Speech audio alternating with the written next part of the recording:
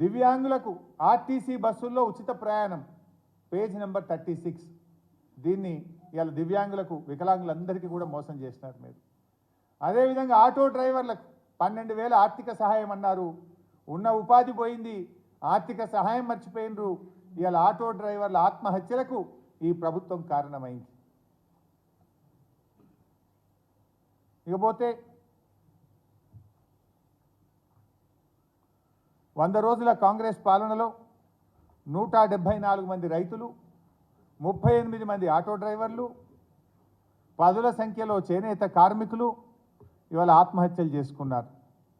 ఇవాళ ఈ కాంగ్రెస్ పార్టీని నమ్ముకున్నందుకు ఇటు రైతుల కుటుంబాలు, అటు చేనేత కార్మికుల కుటుంబాలు, అటు ఆటో కార్మికుల కుటుంబాలు ఇవాళ రోడ్డు మీద పడ్డాయి. ఇది 100 రోజుల్లో కాంగ్రెస్ పాలన సాధించుకున్న అప్రతిష్ట. ఇది ఈ ఆత్మహత్యలకు కాంగ్రెస్ పార్టీయే ఇవాళ బాధ్యత వహించాల్సి ఉంటుంది. ఇది మీ ఫెయిల్యూర్.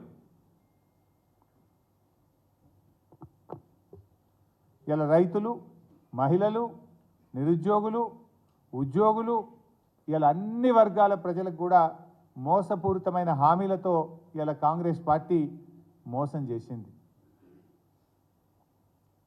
ఇకపోతే ప్రజాస్వామిక పాలన అన్నారు, మభ్యపెట్టినారు, స్వేచ్ఛ ఉంటుందన్నారు. ఇవాళ ప్రతిపక్షాలు ప్రశ్నిస్తే ఏమంటున్నారు? మీరు 100 రోజుల్లో అమలు చేస్తామన్నారు, ఏమైంది? డిసెంబర్ 9న 2 లక్షల రుణమాఫీ చేస్తామన్నారు, ఏమైంది?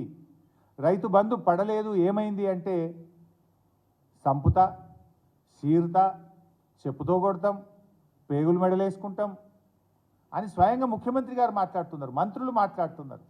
ప్రజాపాలన అంటే ఇట్లా ఉంటుందా అని నేను అడుగుతా ఉన్నా. పైకేమో బ్యారికేడ్లు పోయినాయి, తీసేసినాం, తొలగించింది అన్నారు. మీరు చూడలేదా మిత్రులారా, జర్నలిస్టులు?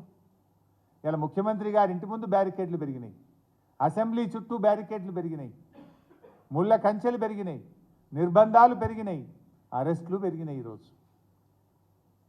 సోషల్ మీడియాలో ప్రభుత్వాన్ని ప్రశ్నిస్తే ఇవాళ అరెస్టులు చేస్తూ ఉన్నారు. ప్రశ్నిస్తే సమాధానం చెప్పండి. ఇది సోకాల్డ్ ప్రజాపాలన. ప్రభుత్వ వైఫల్యాల గురించి వార్తలు రాస్తే జర్నలిస్టులపై దాడులు జరుగుతున్నది. ఇది ఆ ప్రజాపాలన అని అడుగుతా ఉన్నా. ఉద్యోగాల సంఖ్య పెంచాలని ఇందిరా పార్క్ దగ్గర ఉద్యోగులు ధర్నాలు చేస్తే టెంట్లు బీకేసి అరెస్టులు చేసిండ్రు ఈ సోకాల్డ్ ప్రజాపాలనలో.